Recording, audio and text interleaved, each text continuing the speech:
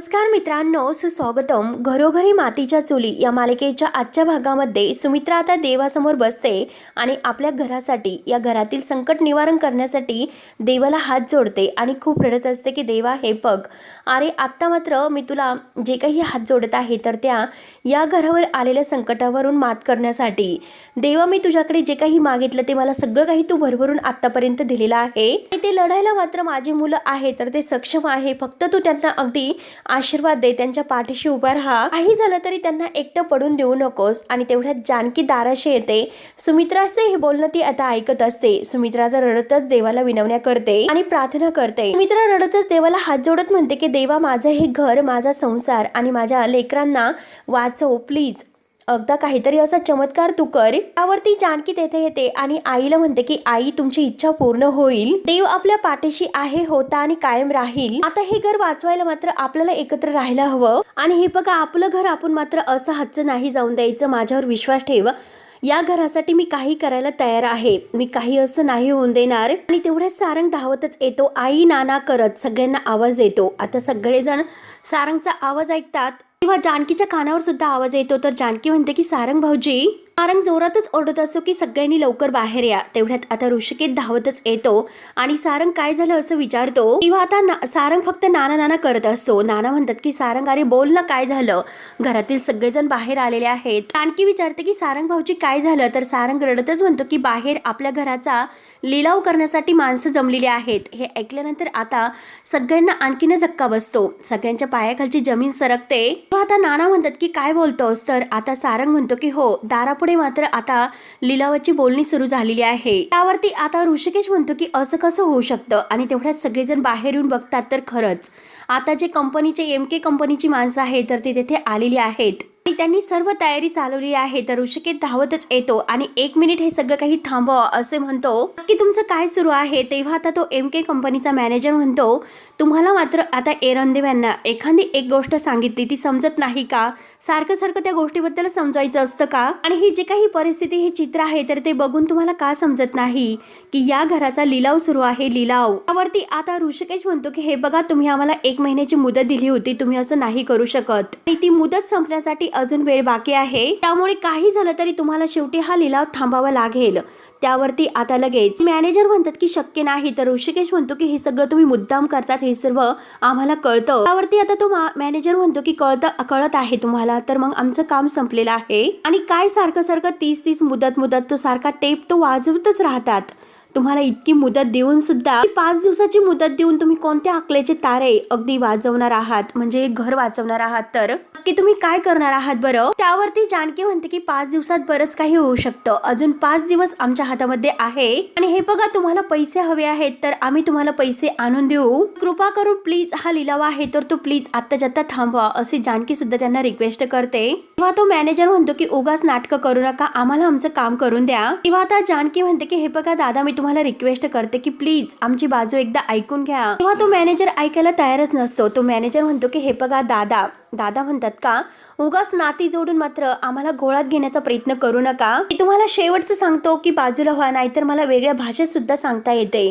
तेव्हा आता ऋषिकेश त्याच्यावर ओरडतो. ऋषिकेश ओरडून म्हणतो की हे पग नीट बोल, जे बोलायचं आहे ते नीट बोलायचे. कोणती भाषा आहे तुझी बोलण्याची. तेव्हा तो मॅनेजर ऋषिकेशलाच म्हणतो की तुझा हा रुबाब आहे तो फक्त तुझ्या बायकोला दाखव, नाहीतर बाहेर तोंड दाखवण्यात सुद्धा लायकीचे तुम्हाला ठेवणार नाही. तेव्हा आता सारंगला खूप राग येतो. सारंग धावूनच आता त्या मॅनेजरला म्हणतो की हे पग, माझ्या भावाशी बोलताना मात्र नीट बोलायचं, नाहीतर इथंच मात्र अगदी दोनाचे. तेव्हा आता नाना सारंगला म्हणतात की हे पग, तू शांत राहा. जरा कुठे आणि कधी जोर लावायचं हे त्यांना सुद्धा कळून द्या. तेव्हा तो मॅनेजर हे ऐकून लगेच नानांकडे बघत म्हणतो की बापाची अक्कल मात्र पोरामध्ये आलेली दिसत नाही. आणि नानांना म्हणतो की तुमच्या या टुनटुन उड्या मारणाऱ्या उंदराला सांगा की बिळातून बाहेर यायचं नाही म्हणून, तर तिथेच मी चिरडून टाकेल. तेव्हा आता नानांना खूपच राग येतो. नाना त्या मॅनेजरला धावून म्हणतात, तोंड सांभाळून बोलायचं व्यवस्थित. तुम्हाला चिरडून टाकायला आम्ही काही रस्त्यावर पडलेला आहोत का. तेव्हा तो मॅनेजर हसायला सुरुवात करतो आणि म्हणतो की नानासाहेब, येणार तासाभरात तुम्ही रस्त्यावरच येणार आहात. आणि आता तो मॅनेजर आपल्या सगळ्या माणसांना म्हणतो की चला लवकरात लवकर कामाला लागा,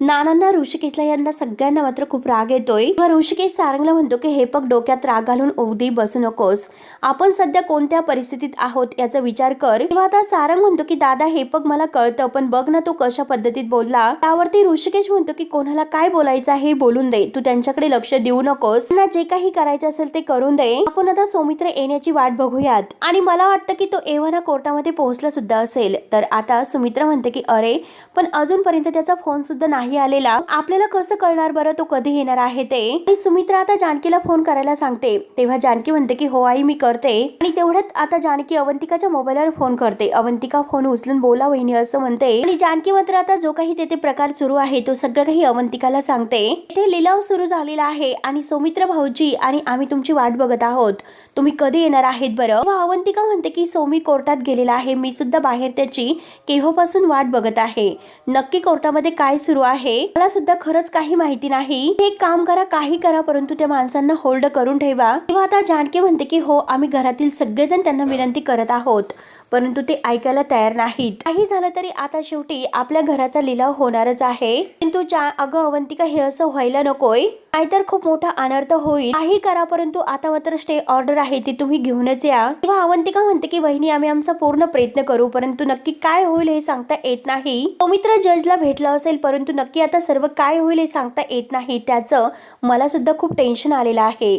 तेव्हा आता हे ऐकून जानकीला धक्का बसतो. जानकी म्हणते की अरे देवा, म्हणजे जोपर्यंत सौमित्र भाऊजींशी काही बोलणं होत नाही तोपर्यंत डोक्यावर टांगती तलवार असणार आहे असं जानकी आता विचार करते. त्यानंतर आता इकडे माया, आज काही झालं तरी हे घर ताब्यात यायलाच हवं, म्हणजे तिला नाक घासून पाय धरावे लागतील. आणि माया असे बोलत असताना तेवढ्यात लताबाई मागून येते आणि मायाला म्हणते की माया, आणि कुणाला सांगत होती तू नाक घासून पाय धरायला लावेल म्हणून. तेव्हा आता माया वळून अगदी लताबाईकडे पाहत असते. नक्की आता लताबाईला काय उत्तर द्यायचं हेच तिला काही कळत नाही. आणि माया कुणाला नाही असं म्हणते, तर लताबाई म्हणते की तुला मी बोलताना ऐकलं, तू खोटं बोलू नकोस, कुणाला नाक घासायला लावायचा विचार आहे तुझा. त्यावरती आता माया खोटं बोलते आणि म्हणते की ऐश्वर्याला, आणि मला माहिती आहे की सगळं काही ऐश्वर्या करत आहे तर, आणि म्हणून म्हटलं होतं की मी जानकीताईंचे पाय धरण्याची वेळ तिच्यावर यायला हवी. त्यावरती आता लताबाई विचारते की तू खरं बोलतेस का. तर माया म्हणते की काकू मी का खोटं बोलेल, त्या ऐश्वर्यामुळे जसं तुम्ही पॅनिक आहात तशी मी सुद्धा झालेले आहे, आणि मला पूर्ण माहिती आहे की सगळं तीच करत आहे. तेव्हा आता लताबाई विचारते की अगं पण तू फोनवर हे सर्व कुणाला सांगत होतीस. तेव्हा आता माया म्हणते की आणखीन काकू कुणाला सांगणार, मी माझ्या मैत्रिणीशी बोलत होते हो, आणि खरंच आता हा लिलाव आहे तो थांबता यावा म्हणून मी मोठी कोणती तरी ओळख आहे का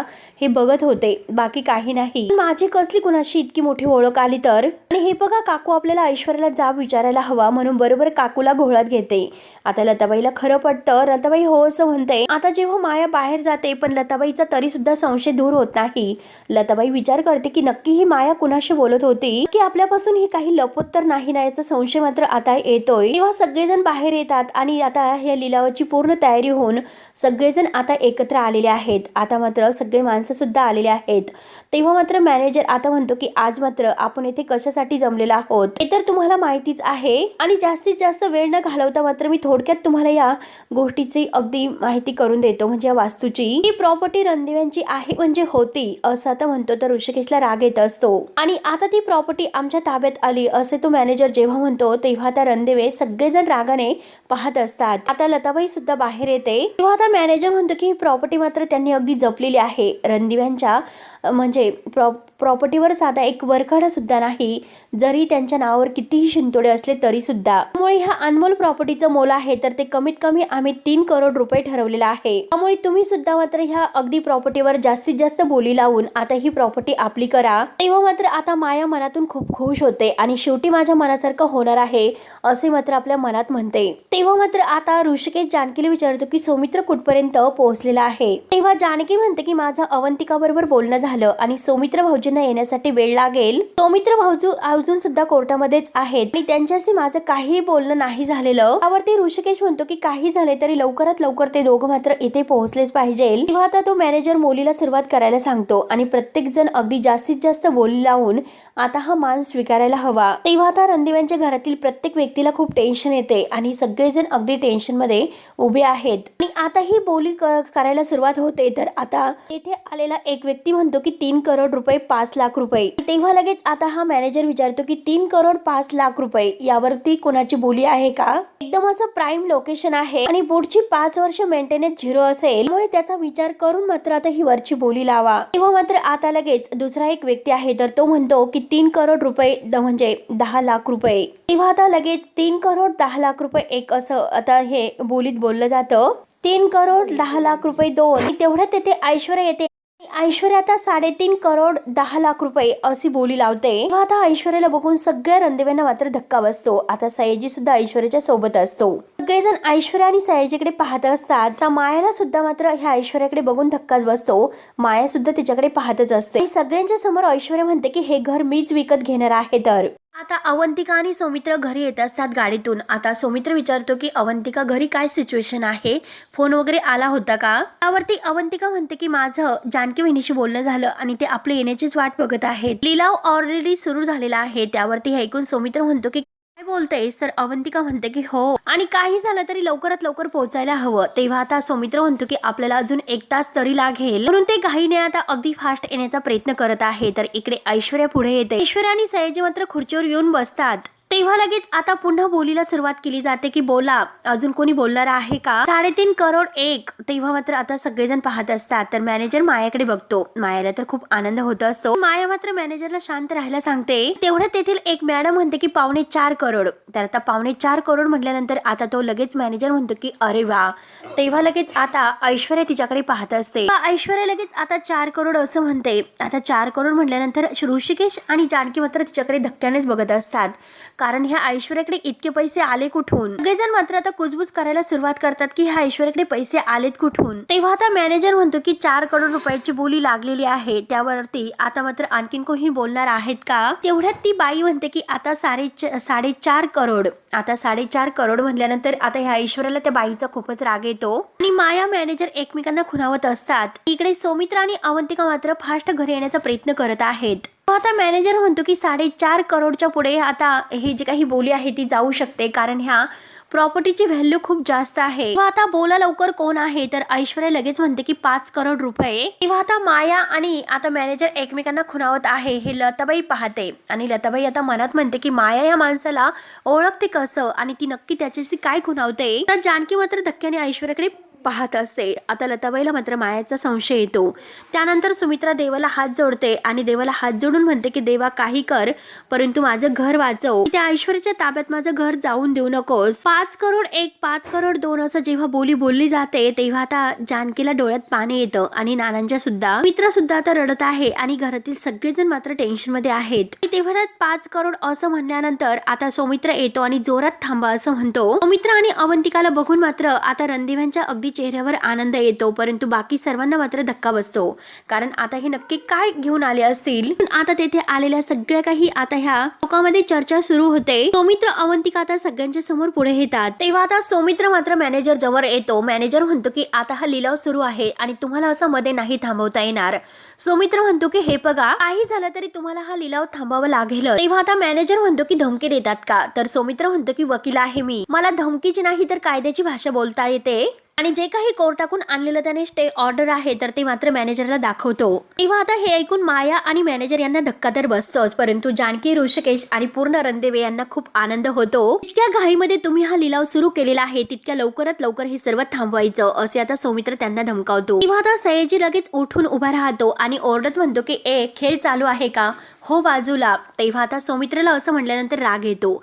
सौमित्र लगेच म्हणतो की सयाजी काका, हे अजून आमचं घर आहे आणि आमच्या प्रॉपर्टीवर उभं राहून तुम्ही आमच्याशी असे आवाजात नाही बोलू शकत। काही राग आहे तर तुम्ही आवरायचा। तर जानकी तोऱ्यातच मात्र आता सयाजी आणि ऐश्वर्याकडे पाहत असते। तेव्हा आता सयाजी लगेच म्हणतो की मला शहाणपण शिकू नको, कारण सगळ्यात जास्त बोली लावून हा बंगला मी विकत घेतलेला आहे। त्यावरती सौमित्र हसून त्यांना म्हणतो की तुमच्यासारखी जी लोक आहेत तर ते या गोड गैरसमजात जेव्हा जगतात ना, तेव्हा असं वाटतं की खरंच तुमच्यासारख्या लोकांना मात्र असं शिक्षण द्यायलाच हवं। 1 महिन्याची मुदत दिली असताना हे अगोदर मात्र हा लिलाव नाही होऊ शकत। त्यांना सांगण्याचा मी खूप प्रयत्न केलेला आहे, परंतु यांना कळालेलं नाही दिसत। जेव्हा आम्हाला जेथे मदत मिळेल ना तेव्हा आम्ही कोर्टामध्ये गेलो आणि तेथून आम्हाला मदत शेवटी मिळालीच। आता माया आणि मॅनेजर एकमेकांकडे बघून आता माया मॅनेजरला शांत राहायला खुणावते। सौमित्र आता सगळ्यांच्या समोर सांगतो की कोर्टातून मी आता ही स्टे ऑर्डर आहे ती घेऊन आलेलो आहोत, कारण कायद्यापुढे कोणीही मोठं नसतं, मी सुद्धा नाही आणि तुम्ही सुद्धा नाही। ऐश्वर्या म्हणते की कायद्याचं सोडून दे, परंतु तुमच्या आमच्या समोर काय कुवत आहे ते अगोदर बघून घे। ऐश्वर्या म्हणते की तुमची सध्याची अवस्था अशी आहे की व्हेंटिलेटरवर जे काही पेशंट असते ना तर त्याची जशी अवस्था होते तशी तुमची अवस्था झालेली आहे, याचं जरा भान ठेव। तेव्हा सौमित्राला ऐश्वर्याचा खूप राग येतो। तेव्हा आता जानकी पुढे येते। जानकी म्हणते की ऐश्वर्या हे पेशंट जरी व्हेंटिलेटरवर असला तरी सुद्धा पेशंट वाचण्याची शक्यता असते हे लक्षात घे, आणि तसाच मात्र आमच्या घराचा लिलाव अजून झालेला नाही आणि त्यामुळे मात्र आमचं घर वाचण्याची शक्यता आहे हे लक्षात ठेव। तेव्हा आता सौमित्र म्हणतो की जानकी बहिणी एकदम बरोबर बोलते, कारण या घराची मात्र तुम्ही कितीही घर म्हणजे घेण्याचा प्रयत्न केला, स्वप्न बघितली, तरी सुद्धा आमच्या ताब्यातून तुम्ही घर नाही घेऊ शकत। आमच्याकडे अजून 5 दिवस आहे आणि त्या 5 दिवसात मात्र आम्ही वाटेल तसे करू आणि शेवटी आमचं घर आम्ही वाचू, त्यामुळे आता आल्या पावली निघाला तर बरं होईल, या घराचा लिलाव मात्र नाही होऊ शकत। तेव्हा आता जानकी म्हणते की अगदी बरोबर बोललात सौमित्र भाऊजी, तसंही आता हा लिलाव होत आहे तर तो जबरदस्तीनेच होत होता, कारण काही जणांना मात्र आपलं घर विकत घेतल्याचा आनंद साजरा करायचा होता, असे ऐश्वर्याकडे बघत मात्र जानकी म्हणत असते। परंतु हे बघा तो आनंद त्यांना साजरा नाही करता येणार, आपलं जे काही दैवत्य आहे ना तर ते बलवत्तर तेव्हा आपल्या पाठीशी आहे। आणि आता हात जोडून जानकी सगळ्यांना म्हणजे ऐश्वर्याकडे बघत म्हणते की या तुम्ही आता। तेव्हा आता जानकी आणि सगळेजण आज जायला निघतात तर ऐश्वर्या लगेच म्हणते की जानकी इतक्या लवकर इतकी हुराळून जाऊ नकोस, आज मात्र तुम्हाला इथून जायला सांगते, परंतु उद्या मात्र मीच तुम्हाला सगळ्यांना या घरातून धक्के मारून बाहेर काढणार आहे हे लक्षात ठेव। तेव्हा आता सयाजी म्हणतो की ऐशू फक्त 5 दिवस, आता बघ त्या रणदिव्यांची जी काही पाटी घरावर लावलेली आहे ना तेथे मात्र तुझ्या नावाची पाटी असेल, आणि हा सयाजी रावांचा शब्द आहे लक्षात ठेव। ऐश्वर्या सगळ्यांकडे तोऱ्यात बघत असते, परंतु अवंतिका जानकी मात्र रागाने हा ऐश्वर्याकडे पाहत असतात। सयाजी रागानेच ऐश्वर्याला चल असं म्हणतो। ऐश्वर्या आणि सयाजी आणि तेथील सगळे जमलेले लोक आहेत तर ते तेथून निघून जातात, तर जानकी मात्र सौमित्र भाऊजींना थँक्यू असं म्हणते। आता रणदिव्यांच्या घरावर आता आलेलं हे संकट दूर झालेलं होतं आणि 5 दिवसांची मुदत मात्र त्यांना आणखी मिळालेली आहे, म्हणून सर्वांना खूप असा आनंद होतो। आता सुमित्रा लगेच देवाला हात जोडते आणि म्हणते की देवा आम्हाला खरंच तू वाचवलंस, माझं घर वाचवलं, माझ्या लेकरांना वाचवलं, आणि देवा खरंच तुझे खूप खूप उपकार आहेत आमच्यावर। तेव्हा मात्र आता जानकी ही थँक्यू अवंतिका असं म्हणते। तेव्हा आता ह्या लताबाईला मात्र मायाचा अगदी संशय आलेला आहे, ती अगदी मायाकडे बघत मनात म्हणते ह्या मायेचं वागणं आहे ते अगदी संशयास्पद आहे, तिच्या मनामध्ये नक्की काय कळायला चाललेलं आहे ते कळायला हवंच। त्यानंतर आता ऐश्वर्या जेव्हा घरी येते तर तेव्हा तिची खूप अशी चिडचिड सुरू होते, ती अगदी रागाने म्हणत असते की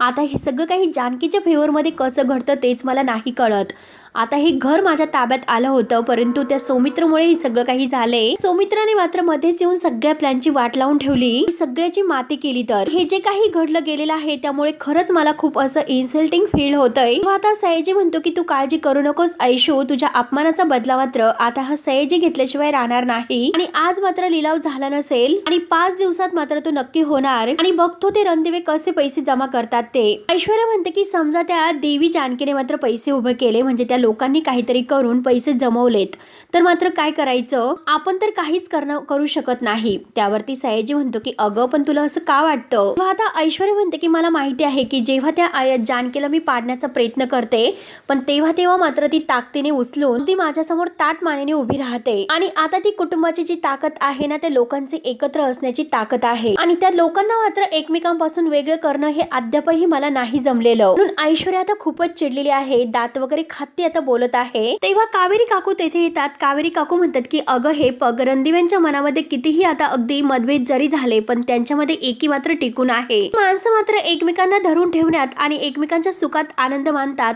हेच अगदी त्यांच्यासाठी महत्वाचं आहे, समजलं ना तुला आता हे सर्व। आणि खरं तर देवाच्या कृपेने सुद्धा तू त्या घराचा एक भाग झाली होतीस, तुला मात्र त्यांच्यामध्ये कधी राहायचंच नव्हतं, फुलाप्रमाणे त्यांच्यात बहरायचंच नव्हतं, आणि हे बघ ऐश्वर्या माणसाने मात्र जानकी सारखं एखादं फुल होऊन प्रत्येकाच्या आयुष्यामध्ये फक्त आणि फक्त सुगंध पेरावा, आणि मला वाटलं होतं की तिच्या सोबतीत राहून गुलाबाच्या फुलाप्रमाणे अगदी एखादी टवटवीत फुल होशील आणि त्या घरात राहून तू खुलशील असं वाटलं होतं, परंतु शेवटी तू फुल बनून गुलाब होणं हे निवडलं नाही, तर तुला काटे व्हायचं होतं, गुलाबाचे काटे बनून त्या घरामध्ये राहायचं होतं. त्या ऐश्वर्याला खूप राग येतो. ऐश्वर्या म्हणते की झालं, मी तरीच म्हटलं की तुझं लेक्चर अजून का सुरू झाले नसेल. सयाजीला म्हणते की डॅडा जरा हिचं तोंड बंद करा. रागाने ऐश्वर्या आपल्या रूम मध्ये जायला निघते. आता सयाजी जोरात ओरडत कावेरीला थांबा असं म्हणतो. ऐश्वर्या तेथे अगदी वैतागून सोफ्यावर बसते आणि सयाजी कावेरी काकूवर खूप ओरडतो की थोबाड दिलेला आहे म्हणून असं उचकटायचं नाही. मात्र खूप चुरूचुरू बोलायला सुरुवात झालेली आहे. वटवृक्ष काय, सावली काय. सावलीचे गोडवे गाताने मात्र एक गोष्ट लक्षात ठेवायची की तुम्ही सयाजीच्या सावलीत राहतात म्हणून. राहील ना आता ध्यानामध्ये. तेव्हा आता कावेरी म्हणते की मला लक्षात ठेवण्याची काय गरज आहे, कारण तुम्ही आहात ना ही अशी अधूनमधून